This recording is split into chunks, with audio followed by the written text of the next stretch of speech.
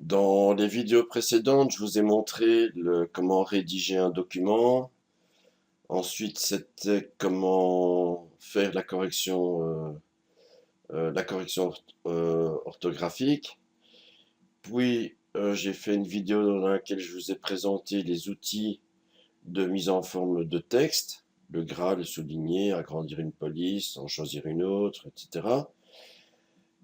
La dernière vidéo que j'ai faite, c'était sur la mise en forme de paragraphe, dans laquelle je vous ai montré les puces, les numérotations et les listes à plusieurs niveaux, la hiérarchisation. Ça, je vous l'avais montré dans un autre document, car dans celui-ci, il n'y a pas de puce. C'était même deux documents différents. Maintenant, je vais vous parler des retraits, des alignements. Alors, je ne sais pas si je vais le faire dans cette vidéo-ci, mais je vais également vous parler de l'interligne et des espacements paragraphes, ainsi que le petit bouton option de paragraphe qui se trouve ici. Alors, pour faire une mise en forme de paragraphe, il n'est pas nécessaire de sélectionner le texte, car la mise en forme ne se fait pas sur le texte, mais sur le paragraphe.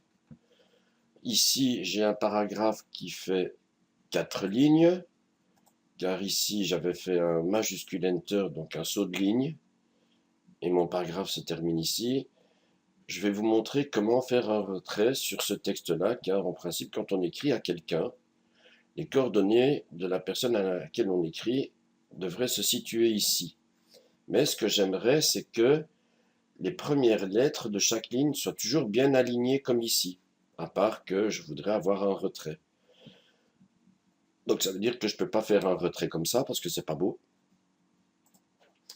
Enfin, c'est même pas un retrait, ça, hein, c'est un alignement.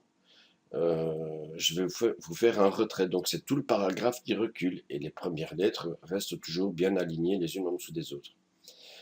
Alors vous avez le bouton diminuer le retrait. Donc ici je sélectionne mon premier paragraphe et vous pouvez voir que diminuer le retrait n'est pas possible car je suis déjà collé sur ma marge de gauche. Donc je peux diminuer un retrait qu'à partir du moment où j'avais déjà augmenté. Donc ici j'ai une marge qui est invisible. Donc tous mes paragraphes sont collés sur la marge, c'est ma marge de gauche, et ici j'ai une marge à droite qui doit se situer à peu près ici. En principe, elle est à la même distance, elle a la même grandeur que la marge de l'autre côté. Donc si ici c'est 2 cm, ici ça devrait être 2 cm ici aussi. Dans l'application de Microsoft, on peut voir où sont situées les marges grâce à une règle qui vient se mettre ici, mais ici je n'ai pas trouvé la règle. Donc il faut les imaginer, les marges. On ne les voit pas. Alors il y en a une en haut et il y en a une en bas aussi. Ce sont les limites du document. Comment je sais que je suis dans la marge? Mon curseur, quand je suis dans le texte, il est un I. Quand je suis dans la marge, il est une flèche. Vous voyez ici, mon curseur devient une flèche. Donc ma marge doit démarrer approximativement ici, vers la droite. Donc je vais faire un retrait. Je vais vous montrer d'abord le bouton augmenter le retrait. Par défaut, le retrait se fait de 1,25 cm, je crois, je vais vérifier. Donc, j'ai cliqué devant mon paragraphe, ou dans mon paragraphe, peu importe, et je fais un retrait. Donc là, j'ai effectué un retrait de à peu près 1,25. Comment je vais le savoir? Je vais dans Options de paragraphe, et là, on voit qu'effectivement, qu'avant le texte, il y a un retrait de 1,25 cm. Si maintenant je reclique sur le bouton, je vais à nouveau avancer de 1,25.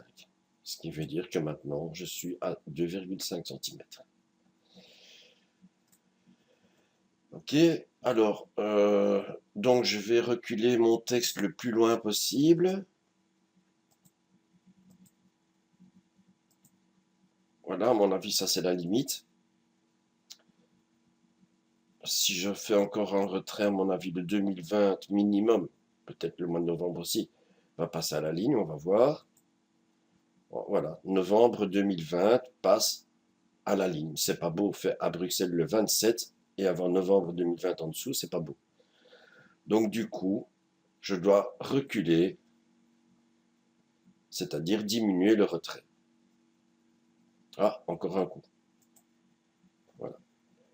Donc, vous avancez chaque fois de 1 à 25, mais je pourrais vouloir le faire avancer encore un peu plus, parce que ma marge, apparemment, elle commence là, donc ça pourrait reculer encore un tout petit peu. Mais en tout cas, pas de 1 à 25, parce que si j'avance de 1 à 25, ah si, ça c'est bon. Ben voilà, normalement c'est bon, plus ça sert à rien. Mais ceci dit, quand vous voulez faire un retrait de paragraphe bien précis, donc le retrait c'est la distance qu'il y a ici avant mon texte par rapport à la marge de gauche qui est là. Si maintenant je voudrais faire un retrait bien précis, je pourrais venir ici dans Options et écrire moi-même une valeur. Donc 7 cm, si je mets 8, voilà, ça sera de trop. Donc, je vais revenir ici. C'était 7,49. Hein. 7. Alors, le Word en ligne ne reconnaît pas la virgule de votre clavier. Hein. Il faut appuyer sur le point qui est sur le pavé numérique, à côté du 0, entre le 0 et le Enter. Point 5. Je suis même pas obligé d'écrire les centimètres. Et voilà, c'est bon. Donc ça, ce sont les retraits avant. Et vous voyez que la première lettre démarre toujours, enfin, les premières lettres sont bien alignées les unes en dessous des autres. Alors, je vais revenir ici et je vais vous montrer qu'en fait, on peut reculer vers la droite, vers la gauche. Hein, vous voyez que si je clique, je peux plus parce que je suis déjà collé. Si maintenant je veux absolument reculer mon texte vers la gauche, mais avec le danger que, à l'impression, la partie de texte, si je vais trop loin dans la marche, ne se voit pas. Parce que une imprimante exige un minimum de marge. Une imprimante ne va jamais imprimer à ras d'une feuille vers à ras d'une feuille, sinon elle va mettre plein d'encre partout sous le tambour. Donc, une marge de 0, ça n'existe pas.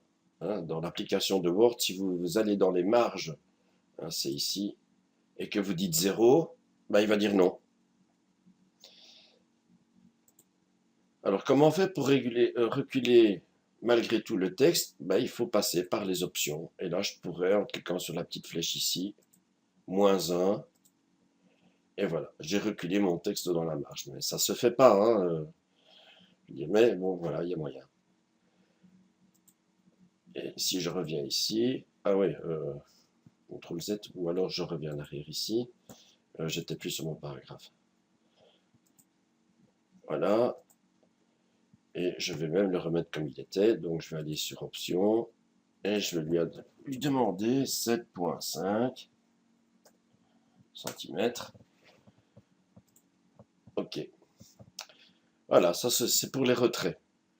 Alors, vous avez également la possibilité orienter le texte de gauche à droite. Ben, regardez ce que ça donne. Ah ouais, là à nouveau, je peux pas. Je suis tout à fait voilà, de gauche à droite. Ah ouais, ici. Voilà, là le texte est orienté de gauche à droite. Ouais, bof quoi. Donc ça veut dire que c'est chaque fois le dernier caractère qui est aligné. Les derniers caractères qui sont alignés les uns en dessous des autres. Ouais, on pourrait dans certains cas, moi je vois pas d'exemple, mais enfin bon, je vais réaligner le texte de gauche à droite. Ensuite, les alignements. Alors les alignements, vous voyez que ici, tous mes paragraphes, y compris celui-là en fait, hein, tous mes paragraphes sont alignés sur la marge de gauche.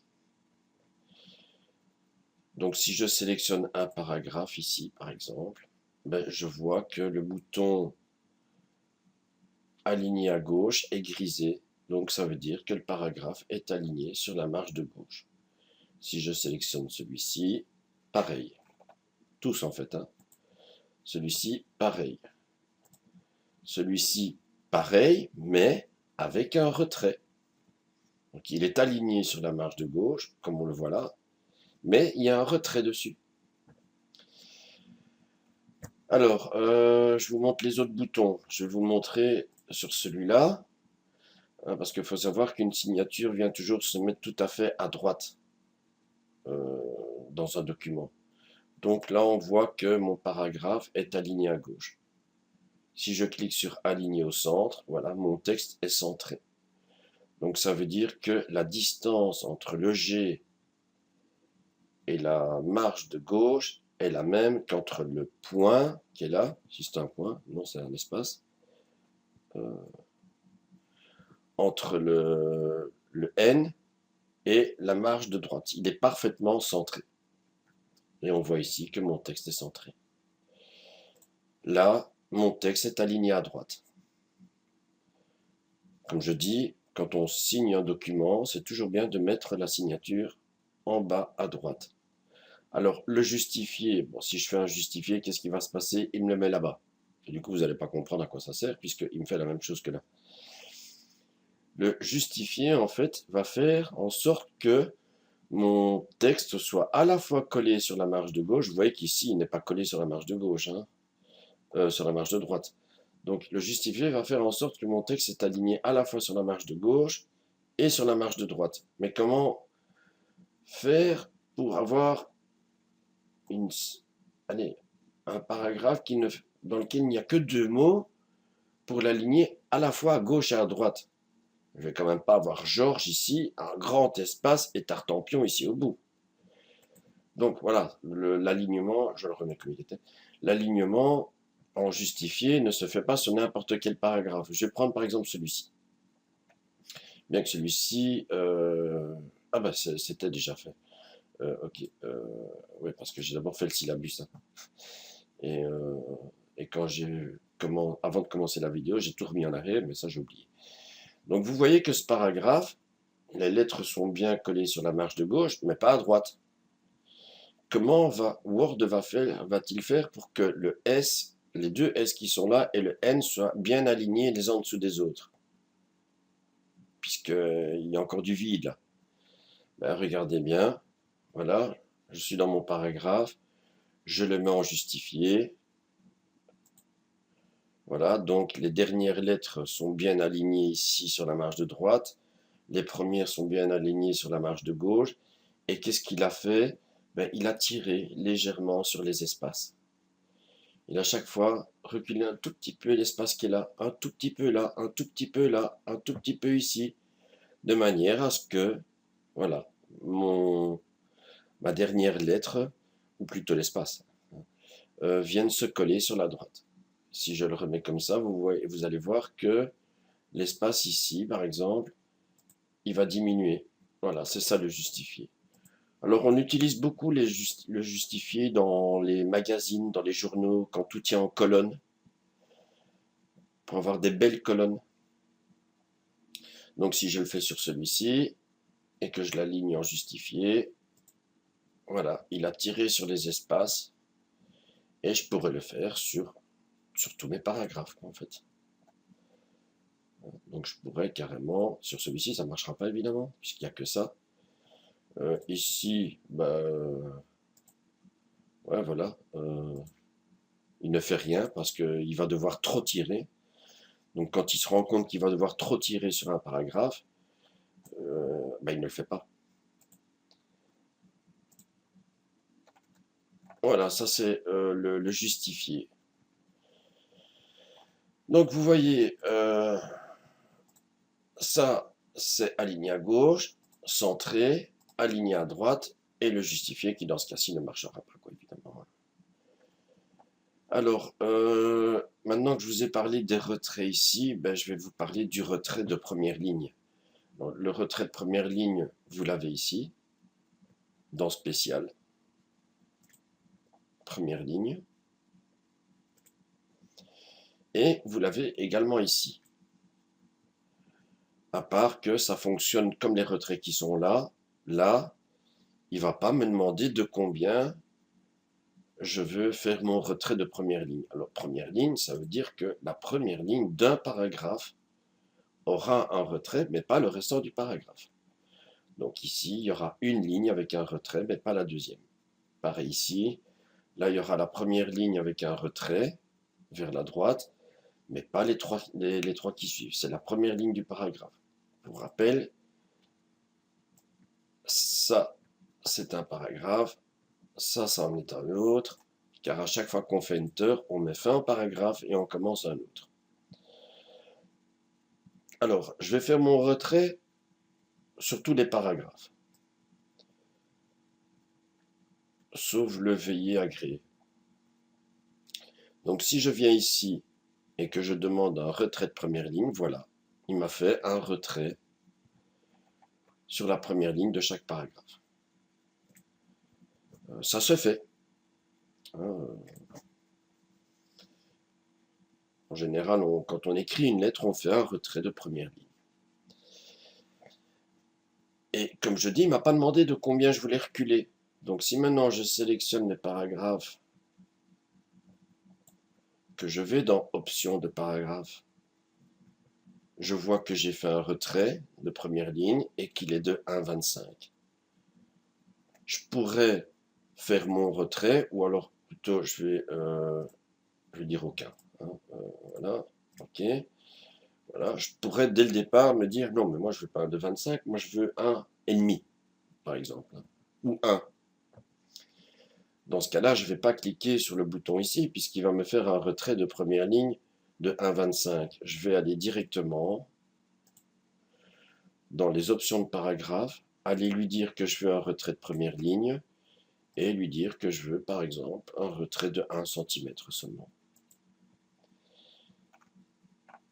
Si maintenant je décide de ne plus avoir de retrait de première ligne, je reviens ici et je lui dis aucun. Et je fais OK.